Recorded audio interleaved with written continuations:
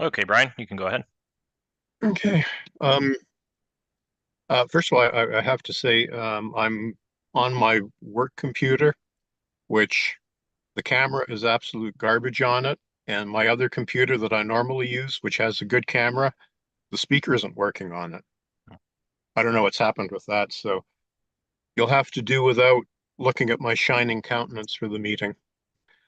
Anyway, I want to welcome you all to the St. Catharines Heritage Advisory Committee's Designations Subcommittee meeting.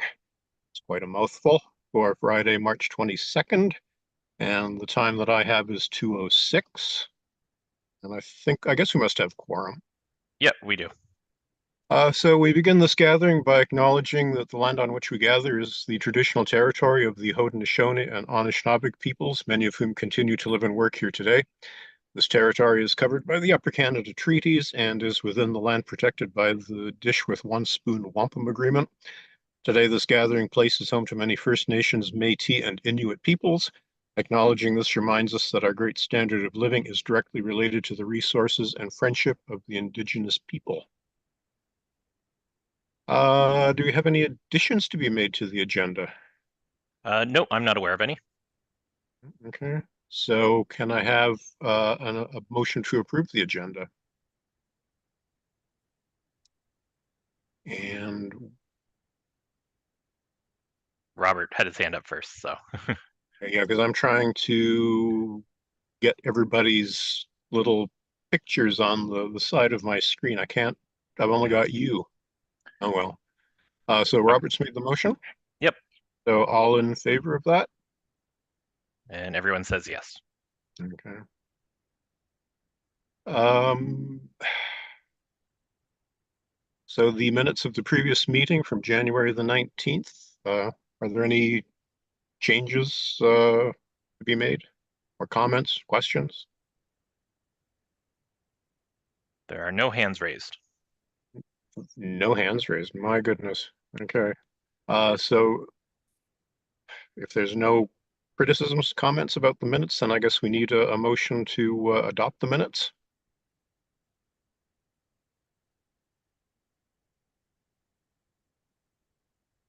Holly put up her hand first, Okay, Holly, thank you. And all in favor? and that passes. Okay. Do we have any declarations of interest for today? No one's put up their hand, so I think we're in good shape. Okay, so moving on to I guess the main business of the day is the item 7.1, the synagogue designation. Uh, James, I can turn that over to you. Sure. Thanks, Brian. So I would have circulated to everybody a draft of the report of the synagogue or the synagogue designation report. I'm not sure if you had a chance to review it. I know it was pretty lengthy, and there was a lot of content in there. But basically, I just wanted to have a discussion about whether or not there were any kind of gaps that you felt should be filled, if there were any kind of really glaring errors or omissions, and also just kind of if there were anything that was missed from the statement of significance and the attributes, because I think everybody here has been in the building and seen the building. And so if there was anything that I missed, I just wanted to make sure that it was all captured. Um, After this, if there are comments and feedback, I'll kind of make some changes. And essentially, then I'll circulate this to Howard and his group at the synagogue because they wanted to review the report and make sure that everybody was on board in terms of the attributes that are included, which I think is very fair given that they're volunteering to have their property designated. So just want to make sure everybody's comfortable with what's included, and then we'll bring it back here. As long as there's no issues, it'll then go to the Heritage Committee and then council. So that's kind of the process going forward. But yeah, I'll just kind of open the floor and see if anybody has any comments or questions or anything about the report.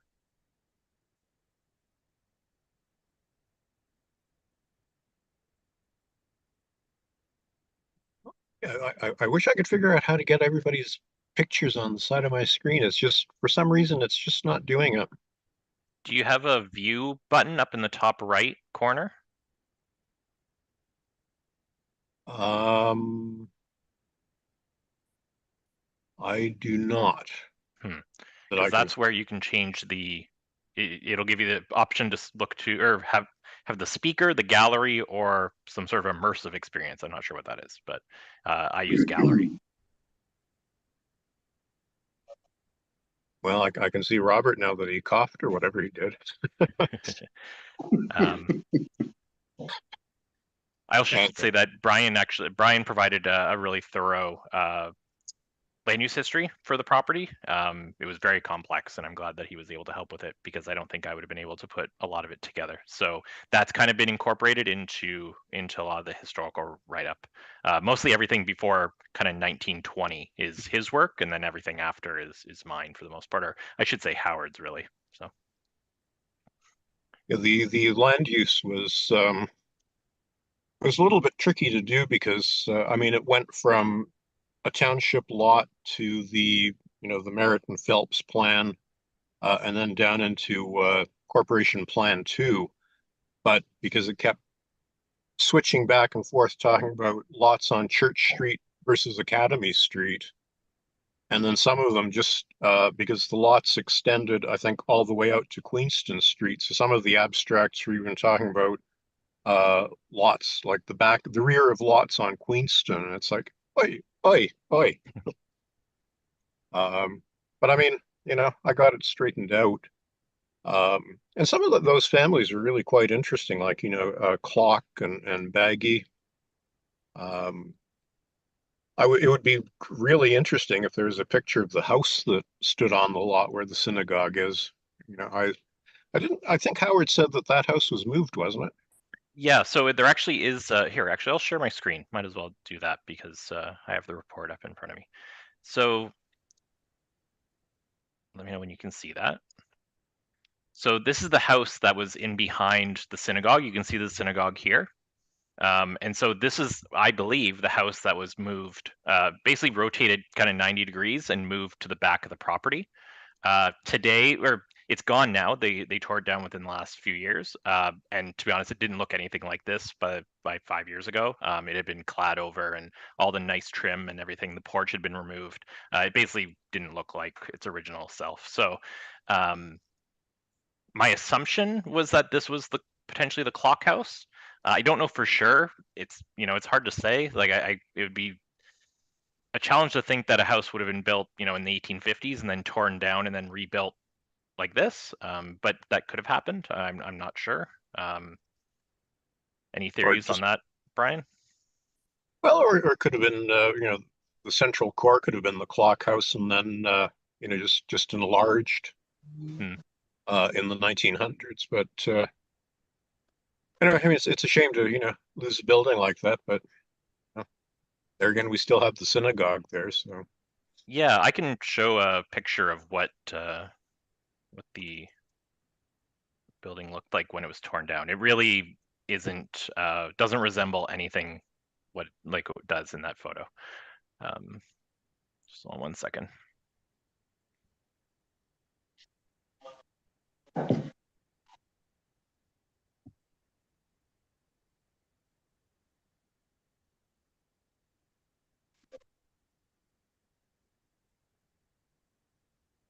I wonder if the congregation has any plans to reincorporate those kind of onion-shaped domes onto the synagogue at any point.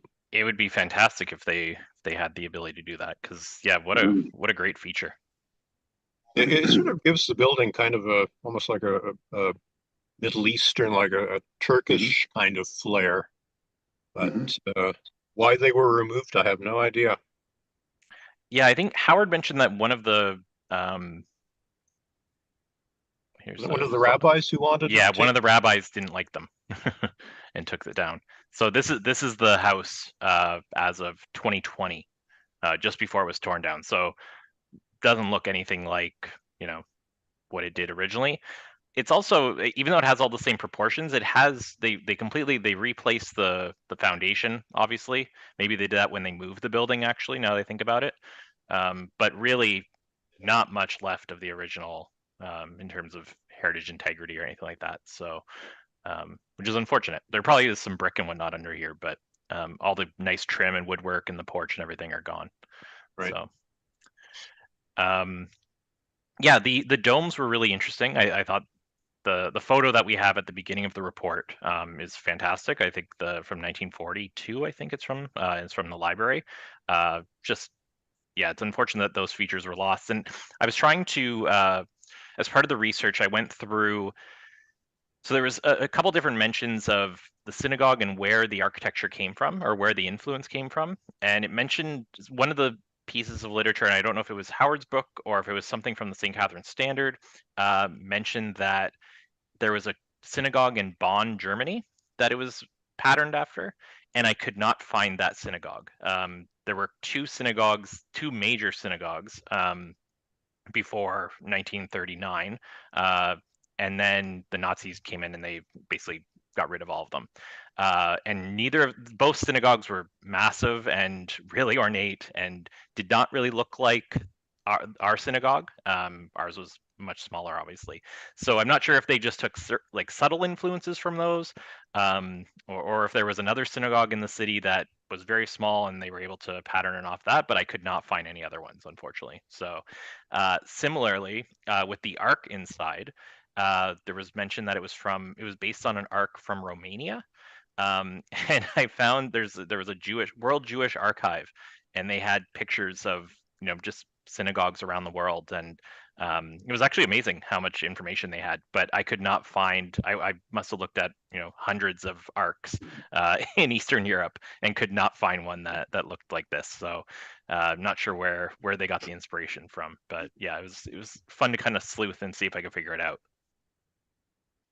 I think ours is certainly unique. Yes, for sure. Um, and did Howard actually give you, did he have the actual plans for the synagogue? Yeah, he did, which were great. So I included a photo. Or I'll share my screen again.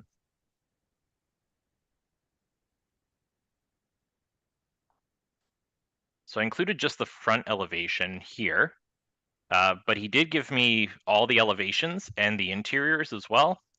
This would have been before the arc was installed. It's really just the kind of exterior shell that it speaks to, and then some of the detailing inside. But it doesn't talk about where the benches should be or anything like that. But yeah, and they're in great quality. Like the reproduction of them was really clear, and a lot of the attributes and everything were really easy to describe because they said, this is going to be cut stone, and so okay, great, we know it's cut stone. Stuff like that was really easy to kind of pull out from the drawing. So I think actually as an appendix, I'll probably include all of them, all the drawings that we have, because we might as well, because I think they're really fascinating to look at. So yeah. Mhm. And the more stuff like that you can add, just adds, more weight and credibility to the research that we've done. For sure. And I think the other part is because these were Nicholson and Macbeth, this was designed by them, to get to see their plans kind of in detail, really interesting. And just to see, their focus to like and their attention to detail and everything is just fantastic. So it's nice when you stumble upon plans like these, because yeah, you don't see them very often. Right, right. So yeah, so that's the photo from 1942 of the with the domes.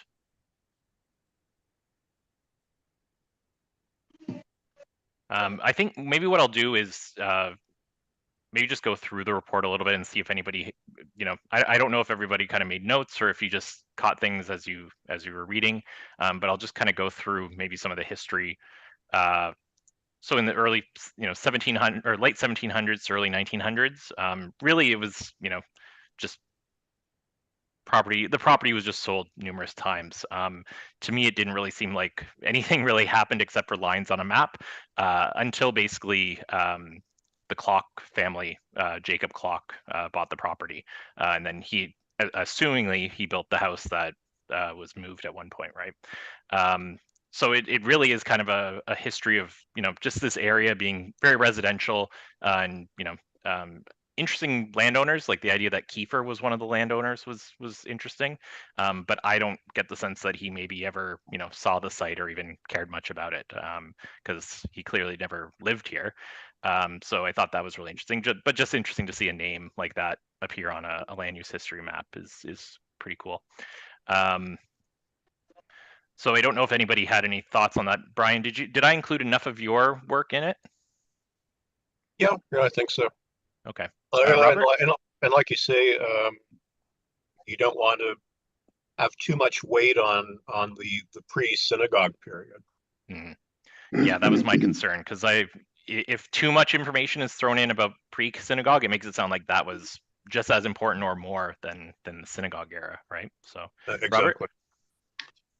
Exactly. Yes, through the chair. I'm a little confused, unfortunately, about this house that you showed that has since been demolished. If you're looking at this map here, Hmm. I was under the impression when we did the walkthrough that the foundation of the house was actually incorporated into the new build of this of the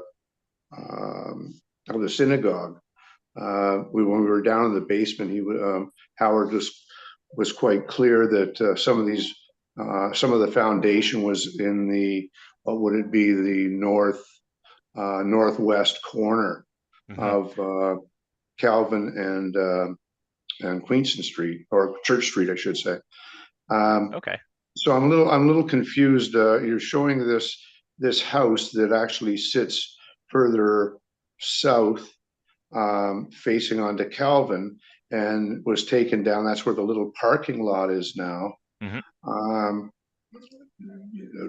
are we talking about two different houses? Is that Well, it's a good question. My assumption was that this house, so right here, that's the clock house, right? And that's the house right? that you're thinking might have the foundations incorporated into the synagogue, right? That's what you Right, mean? correct. So I didn't catch Howard mentioning that, but I think that's a good question for him. And I didn't notice it in the book that he wrote. So, but I'll bring it up with him and ask him if that was the case because I didn't hear him mention it.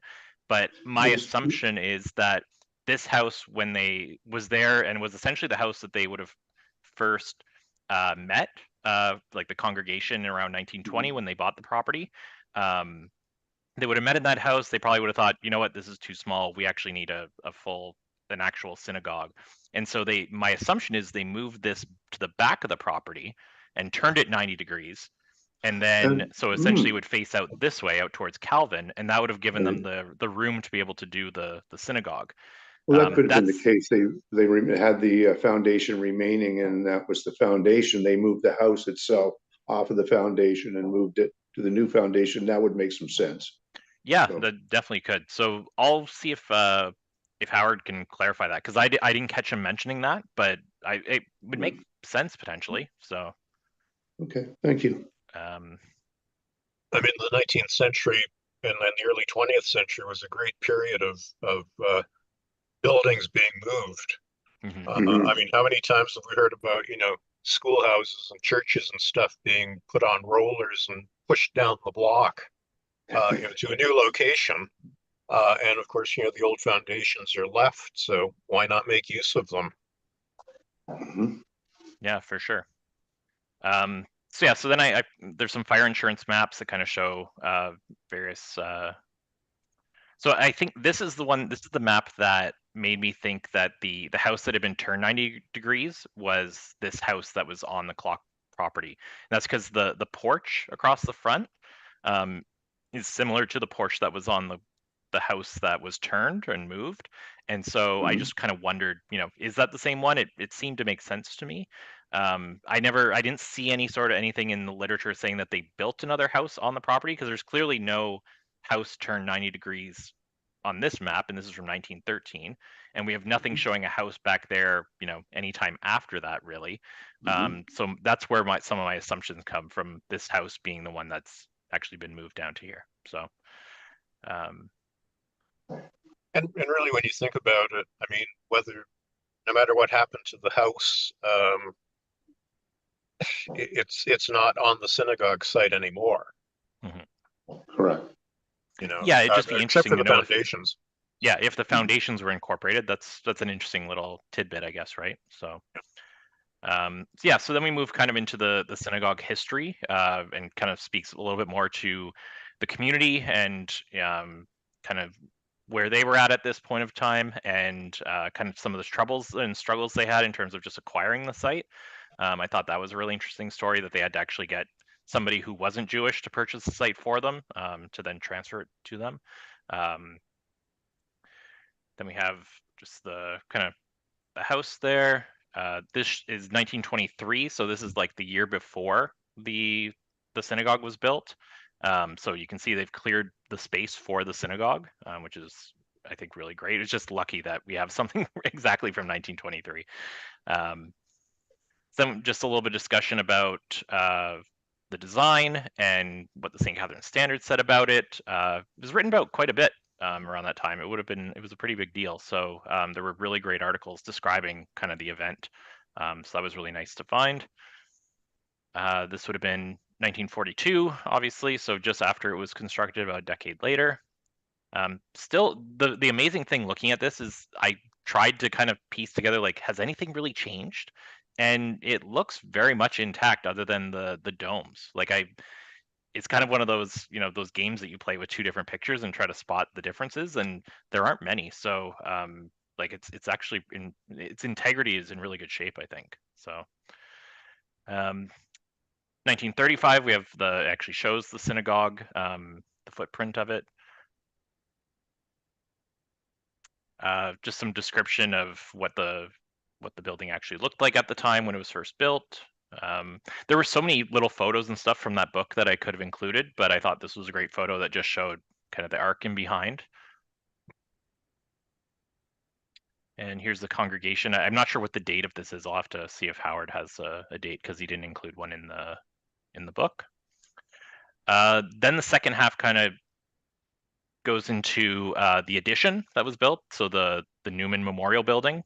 Kind of just talks about the growth of kind of the community of following the baby boom. I thought this was a great photo of the groundbreaking of that building. Nice to have that. And then really it just talks about some of the small changes that happened over time that Howard went over with us.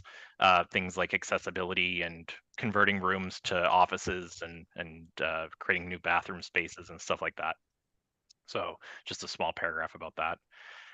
And then I tried to incorporate a little bit about the Jewish population in St. Catharines and the history of it. Howard had a really good kind of background on. It seemed like he knew every single Jewish person that ever lived in the city, or at least he wrote. It seemed like he wanted to write about all of them, so that was really great.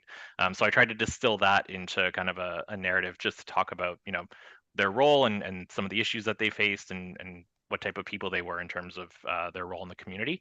And it's also just some of the struggles that they face as well, obviously, with anti-Semitism and stuff like that. I thought it was interesting that they had trouble even being members at places like the St. Catharines Golf Club and the tennis club and whatnot. Kind of just speaks, I think, to sometimes we think of anti-Semitism as being something that might have happened over in Germany at the time or something like that, right? But it was prevalent here as well. So I thought that was important to include. Well, even when my dad had a business downtown, some of his friends would come in and they would talk about parts of Glenridge Avenue as being the Gaza Strip. So right. it lingered Yeah. long into the 1960s. Yeah, and it was interesting to also read a little bit about like the evolution of the church, in terms of how their kind of philosophies, and because Howard's very open about the fact in the book that they were extremely conservative. Compared to a lot of synagogues in North America, he said that they were one of the last to kind of incorporate women in the same way that a lot of other ones did, and that they were always very traditional. And so it apparently what happened was kind of a splinter group kind of formed, and with the idea that they would be a little more progressive.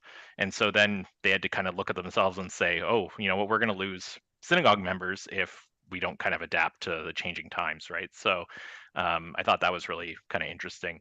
And I think it continues to this day, right? Like, they're having to figure out, okay, we have a congregation that's getting smaller and smaller, and we need to figure out how to adapt with kind of changing society, right? So that included a little bit about Nicholson and Macbeth. To be honest, this is mostly all from another report that I think Brian and Dennis Gannon maybe wrote quite a while ago. So mostly just stole from them. So thanks, Brian, for that. Then just went into a building description, basically, and just described what I could see in all the photos.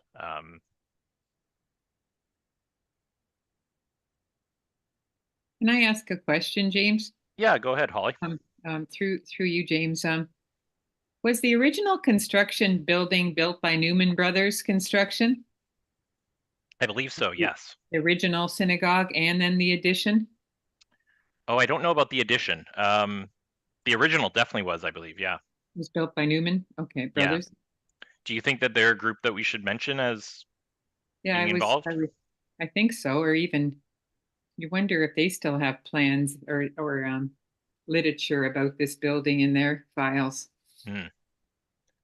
Yeah, I should make sure that they're mentioned, they're included, because I'm sure they were heavily involved in construction in the city, right? So they've probably been involved in a number of big projects. It's funny because I usually think of the architects as being the important ones, but the people who actually built the building should be also considered just as important, right? So because it's their craftsmanship, right? So yep. So this is just the exterior. Then photos of the interior. There's a few things as I was writing, I realized, oh, I didn't quite get a good enough picture of some of these, so I might actually go back and visit Howard and take a couple more photos just to add. It's such a big space, right? And it's easy to miss little things here and there. So I like this photo of the arc. I think you get a really good sense of how grandiose it is.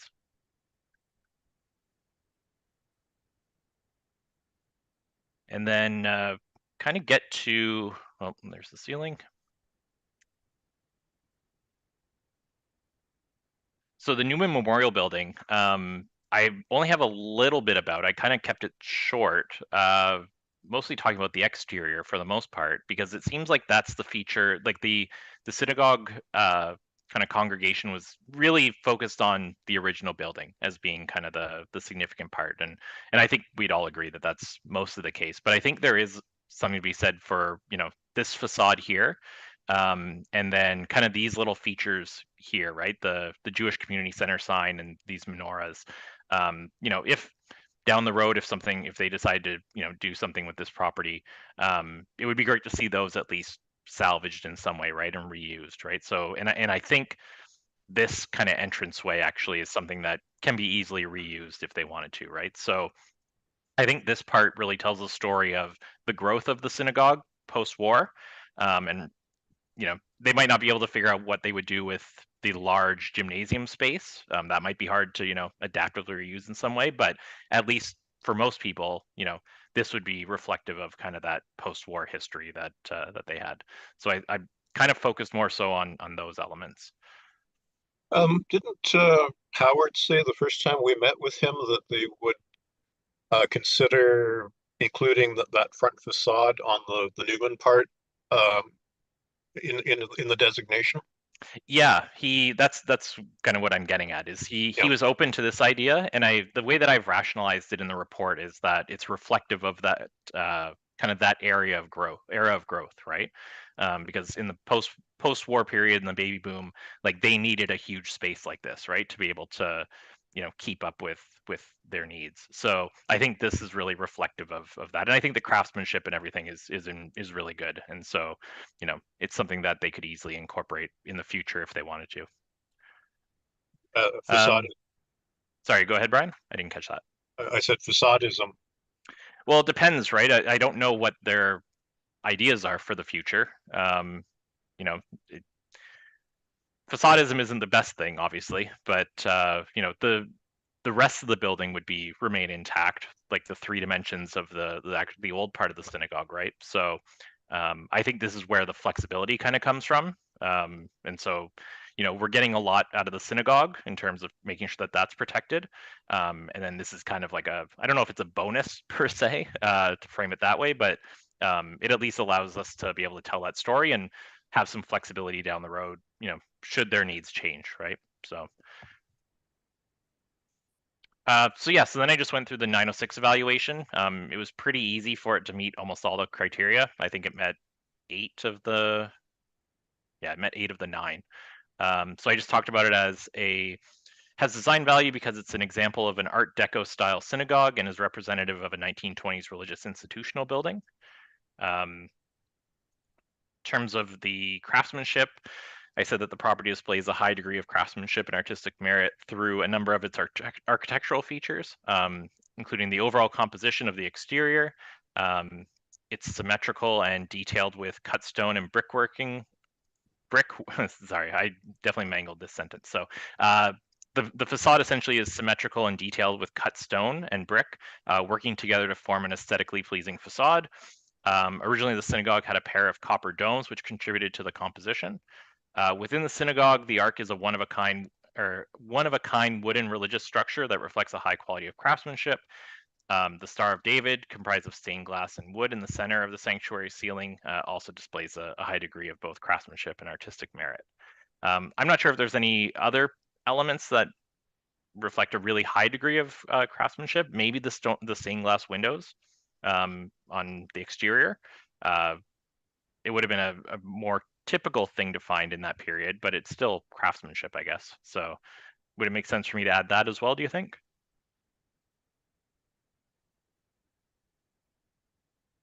Yeah, I'll make a note for myself to I would think add. it would be a good idea to mention the stained glass. I mean, if you don't mention it, somebody could say, well, hey, it wasn't in your report. It wasn't in your list of attributes. Mm-hmm. Yeah, I've included it as an attribute, but I don't have it. I didn't mention it in the 906. So, but I'll make sure that that's in there for sure. I really think I try to encapsulate all of the exterior facade in kind of a broader way because it'd be too easy to focus on, or too difficult, I mean, to focus on like really individual elements. So I talked about it as like a composition, an overall composition that exhibits high quality of detail. Sorry, Mark. Yeah, I would say yes. They are interested in designating inside the stained glass inside of the synagogue itself, like in the sanctuary. So I would include that. Okay. Yeah. Another thing is, do they have interest in restoring the copper domes? And if so, if they do, would those then be designated, or is that like anything added to it to resemble like the original structure? Would that be designated, or is that another? It could be. It's not very often that you see attributes added kind of just in case sometime down the road they get added. They get added to the building. There's no reason why we couldn't say, should the copper domes be reinstated, those should be added to the attributes. There's nothing to say you can't do that. It's just not something I've ever seen done before. But I think they would be such important features of the building, and they clearly originally were really important, right? So to make sure that in the long term, if those were reinstated, that they're there, for as long as the building is there. I think that'd be really important. So yeah, I think that's worth adding.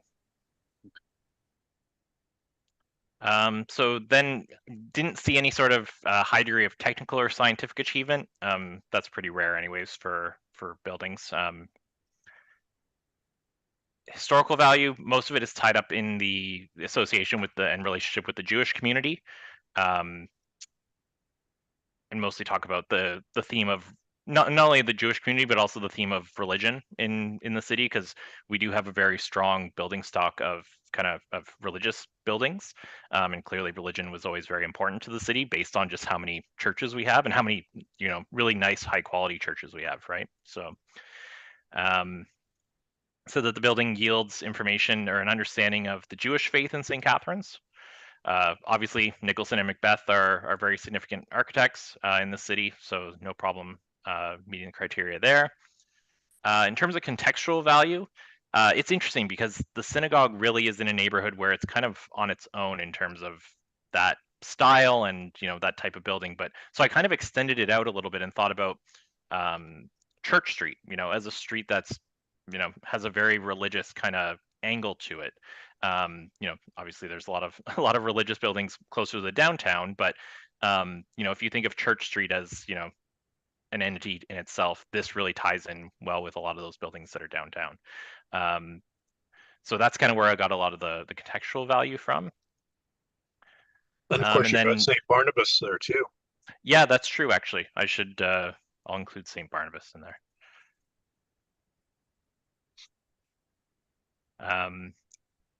And then obviously it's a landmark for the Jewish community in particular. So that met that criteria. So essentially what I then did was just pulled all of this everything from the 906 into a statement of significance, talking about everything we just talked about. So this is what would essentially go in the bylaw. And then cultural heritage attributes, we have exterior and interior attributes. And the way that the Heritage Act now is written, you have to tie in each attribute to something in the 906, essentially, in terms of its significance. So I mostly just talked about how the following exterior attributes are reflective of the design by Nicholson and Macbeth, and or representative of the Art Deco style, or representative of religious institutional buildings, and or reflective of a high quality of craftsmanship or artistic merit. So it's just kind of a catch-all. All of these attributes cover these bases. So I talked about the height, form, and massing of the original synagogue building. That's really important from if let's say 50 years from now somebody bought it and they said, we want to build a condo on top of it or something like that, we'd be able to then look at this and say, well, the form and massing and everything needs to be very apparent still. So you can't just put another building on top of it. You need to, make sure that these attributes, that the height is, still realize the form and massing. Like you could be able to tell that this was originally a three-dimensional building, right, and not just a facade. The symmetrical front facade, the use of brick and cut stone materials, the leaded glass windows arranged in tall and thin fenestration patterns and grouped together in a symmetrical manner. The rounded arched windows on the east and west bays of the front facade and grouped in pairs or trios. The entrance with its poured concrete steps and parapets, wooden doors, cut stone columns, and brick and stone portico. The cut stone banding that is located on all elevations, the arched brick and stone motif above the banding on the front elevation. So that would kind of be like the top, like where the parapet is essentially. And then there's some attributes for the Newman Memorial Building. Essentially the entrance with stone and glass, inscribed with Newman Memorial Building, flanked by a Star of David. And the stone banner inscribed with Jewish Community Center and 2 menorahs. So those are the only elements on the addition. And then in the interior, we have the square shape of the sanctuary. So this makes sure that that interior space, which is so important, doesn't get cut up into little pieces or changed in some way so that you wouldn't be able to tell that it at one point was the sanctuary.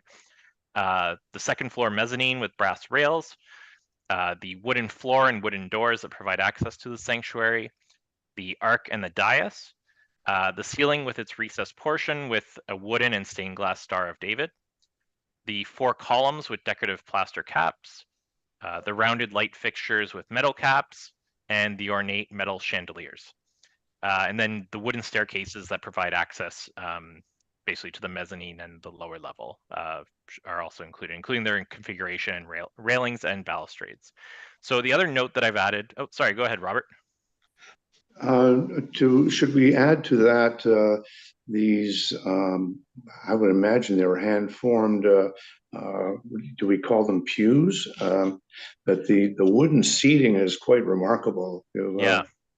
If you look at it closely, and they look to be all original, especially up in the women's area up top. It's quite amazing.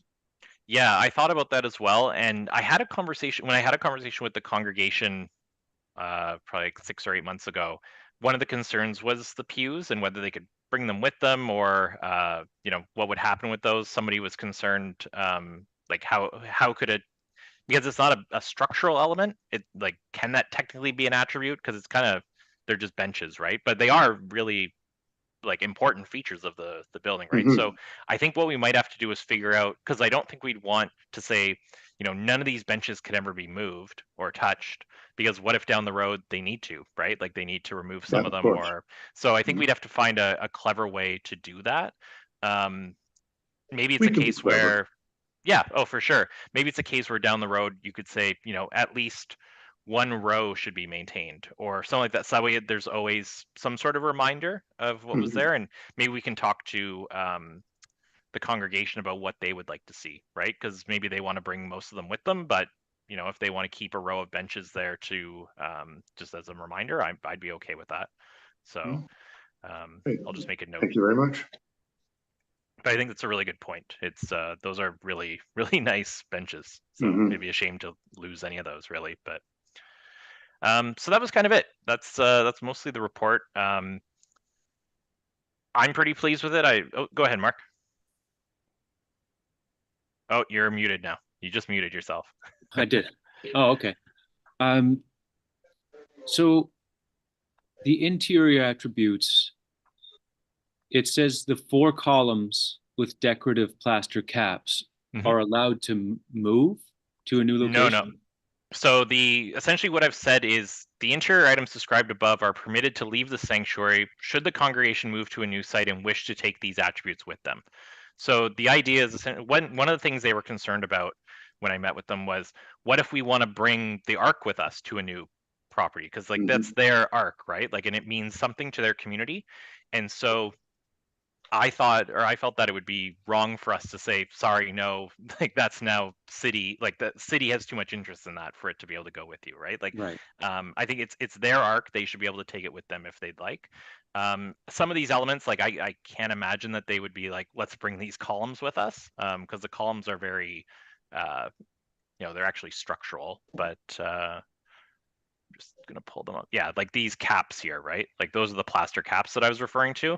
Like I can't imagine those would be taken, right? Like they wouldn't bring them with their congregation to a new site.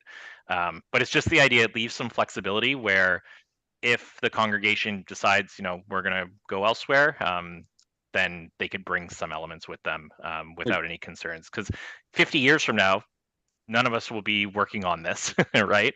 And Right. some other heritage planner is going to have to figure out, okay, what did they mean by this, right? And so I think it's really important to make sure that it's as clear as possible, so that way down the road, it doesn't leave them in a challenging spot. Okay, so not the structural column itself, but the features they can take. Is that what you're saying? Yeah, exactly. Yeah. Okay. Holly? There was also, Howard showed us those doors. There was wooden doors with the carving in the hallway. Remember that? Oh yeah. He was really Yeah, he really liked those, tell a actually, now that story I think about about it. those doors. Yeah, I don't think I have a picture in the report. I think I have a picture maybe in my file. So I'll make sure to add that as well. Um, They were downstairs, if I'm not mistaken, right, Holly? Like near the Yeah, they were before the staircase? Yes. And I think they were inscribed with it was in Yiddish lettering, but I like boys, like men's and women's, I think, because they were originally Men's for and women's. I don't know if it was in Hebrew or what was. Yeah, Hebrew. Sorry, yes, yeah. Yeah, I will mention those as well, or I'll include those. Seeing we're talking about doors, I wonder if we should mention. I noticed that the doors had, now I've forgotten what the name is, the little metal bars that they put into the door frame. Are they called mezuzahs or something like that? Which doors do you mean the front door? Like No, on no, no. the The ones we're just talking about. oh, And without they have the metal bars on the sides of the door frames that I think they had to have. I think they had little passages from scriptures or something that were stuffed inside them, and they were nailed onto the doorposts. oh, Um, and I think they're called mezuzahs or something like that, and they should probably be mentioned. okay, I'll make a note of that too. I don't I'll think get, I have a photo of those. I'm just going through my photos right now to see if I have something, but but no, they maybe I do. definitely, but they definitely in the downstairs of the synagogue they did have them. So Yeah. I made particular note of them. So I have one photo of the doors. Hold on, let's see. So it's this door here, right, Holly? That's the door that Howard Yeah. was really wanted to show us. Yeah. So Brian, was it on this door here that? No, they're on the door posts, Oh, on the door posts. Okay. like on the frame surrounding it, and it's usually on I think the side where the door swings open. And there's a little metal, like an iron strip Okay. or copper strip that's nailed onto the door. So when you go through it, you're supposed to either touch the strip or give it a little, kiss just to pay, homage to it. Okay. Okay, good to know. I will make sure that those are included then. Because yeah, I think that's obviously really important. I just did not realize that, actually. I completely overlooked it, so appreciate that. So yeah, so that's the report essentially. So I'll make those changes and then kind of come up with a final draft, at least on our end. I don't know if you want me to circulate it again to everybody, but I can put that together and then essentially send it out to the congregation. They just wanted a chance to review. I might meet with them just to chat with them about it as well. And then as long as everything's okay on their end, hopefully by this time next month, we'll have a final report done. And then it'll go to the Heritage Committee at the end of April, and then to Council hopefully sometime in May or early June. So I think we're right on schedule in terms of making sure that we get this done in time for their 100th anniversary, which is kind of the goal. So I think they'll be pretty pleased. So yeah, so thanks for your comments on it. Really appreciated. And yeah, and Brian, thanks for your work doing the land use stuff, because yeah, it was pretty complicated. So I appreciate it. It sounds like we've got a good solid report already. Yeah, I think we're in good shape for it too. And knowing that they're very excited about the idea, it's one of those reports where it's you're not always having to tie up every single loose end and everything, and make sure that it's extremely defensible. I think it's defensible as is, but it's not contentious or anything way, right? Like we're not expecting them to challenge this or anything like that at the OLT. So I think it's a feel good kind of report. So yeah. So I don't know if we really need a motion. I did craft a motion just in case we wanted to pass one, but essentially the motion would just be that the designation subcommittee approve the draft synagogue designation report for review by the congregation's members. So that would be it. Yeah, I don't see why we can't make the motion and just leave a paper trail. Sounds good. So Robert, I'd be happy to make that motion. great. Thanks, Robert. Nice piece of work, gentlemen. Thank you. Thanks. Mark, did you have your hand up for? Yes, it is going back to the columns there, because it doesn't specifically say like structural. I think we need to say something there, because I remember those columns were just plastered over. So I don't know how they would take the column, just like the wrap anyway. Right. Yeah. Right. Yeah, I wasn't thinking that they would. The things that I was thinking that they would want to potentially take with them would be things like the ark and the dais. Right. Maybe, not sure what else, to be honest. What else they'd be interested in? It's hard to project. Probably the chandeliers. Maybe the chandeliers, yeah.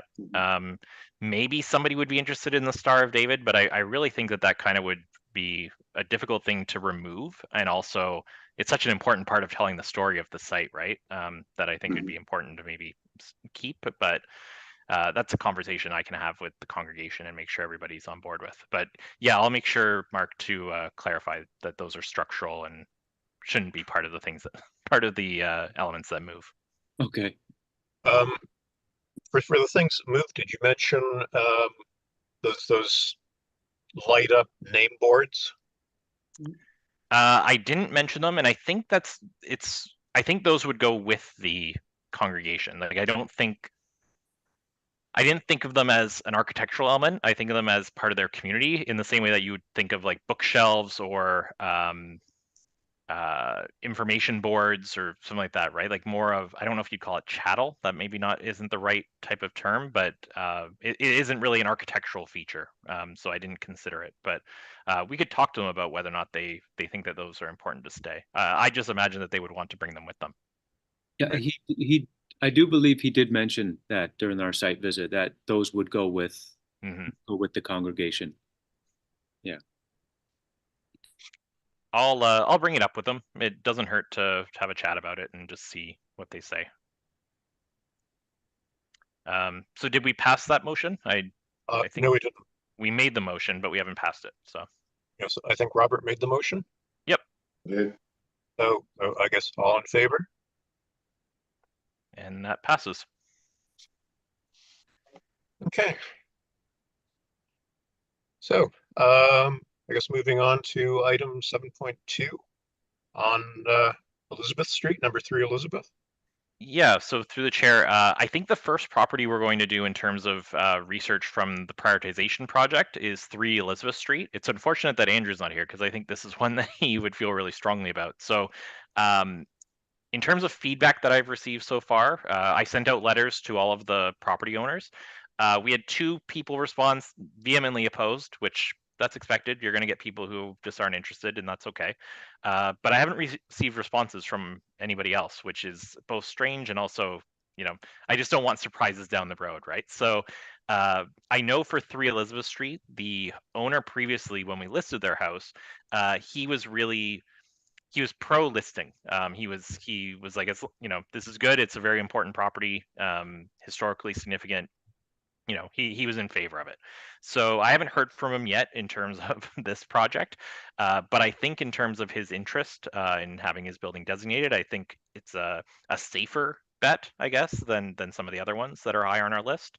And I know that Andrew was very keen about Elizabeth Street, and I think this is probably the most ornate property on Elizabeth Street, and definitely meets the criteria, I think, for designation. I can put it up on screen if we just want a reminder what that looks like.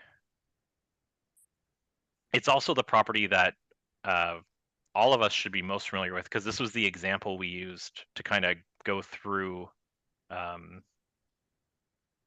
all of our survey forms. So this is it here, 3 Elizabeth. So just really nice Victorian building, lots of nice trim, and I think we all rated it as high priority. So if that's the case, I think it's worth going through the process to do the research and everything. We'll have to divide up how we're going to do that work. And to be honest, I think Andrew, probably it would be nice if he was here to be able to chime in on what he would like to do for it. So I think what I'm going to do after our meeting today is reach out to Andrew and just see what he'd like his role to be in this, and then from there we can maybe divvy up. If somebody wants to write a description of the building, or if somebody wants to, go to the museum and see if there's any information, we can kind of piece together from there.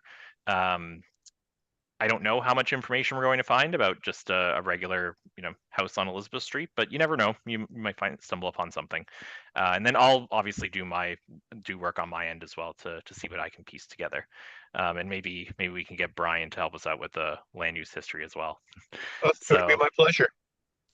Great, thanks, Brian. So I'll reach out to Andrew after the meeting, and we'll kind of go from there.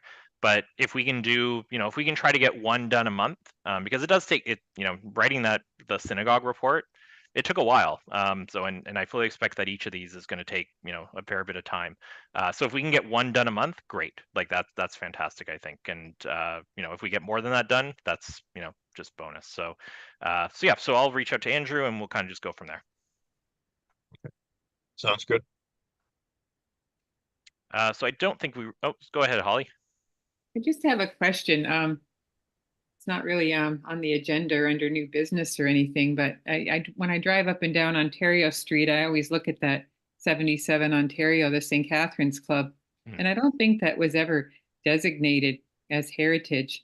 And now, Collier's had it listed, and I don't know if it's been sold. There were some rumors that people were going to make a steakhouse. But what happens if they want to tear that down, right? Like, yeah, so it is listed. It's on the register, so that's good. So they would have to apply for to essentially a demolition, and that's a building that I think would be pretty safe to say that we would have no problem designating, because it's a jewel in this city, right? It's one of the most important buildings in our downtown. So I don't. I mean, without knowing what the future is for that building, I think on our end, our interest would be pretty strong. So I don't have a lot of concerns there. What I also say is that it's part of the downtown and part of the Heritage District study. So in a year from now, it might be protected, might be designated under that. So as long as nothing comes forward in the next 12 months, then I think we're in good shape. But if somebody came in with a demolition application, it would be a high priority, obviously. So yeah. Okay, thank you. Like, I just noticed these buildings, even like on MLS listing, the Pony Mart on St. Paul Street was listed for sale. That's like a beautiful it is as well. Yeah, the nice thing about the the downtown heritage district study is it's going to cover so many properties that we wouldn't have had time to get to individually. To do the work, just on this property on Elizabeth Street is going to take us, a month, right? And so the idea of trying to do all those properties downtown individually is just, it's impossible. So the heritage district will really help us out with that. So I think that's it for me on my end. Does anybody else have any other items they wanted to bring up or mention? Robert? I was just wondering, through the chair, what the status is with the steering committee of the downtown Heritage District. Yeah, so through the chair, we're in the process of figuring out the date of the first public meeting. And so the first public meeting essentially is going to be kind of the kickoff for like the public, sort of. And from there, we're going to ask, members of the community if they're interested in being part of the steering committee. We had hoped that the meeting would be in March, but just with March break and with Easter being a little early, it just timing didn't work. And so right now we're aiming hopefully for mid-April. We're still lining up a location and everything, but if we line up for mid-April, we'll put the call out for people in the public who are interested in being part of the steering committee, and then maybe we meet end of April, early May for the first time.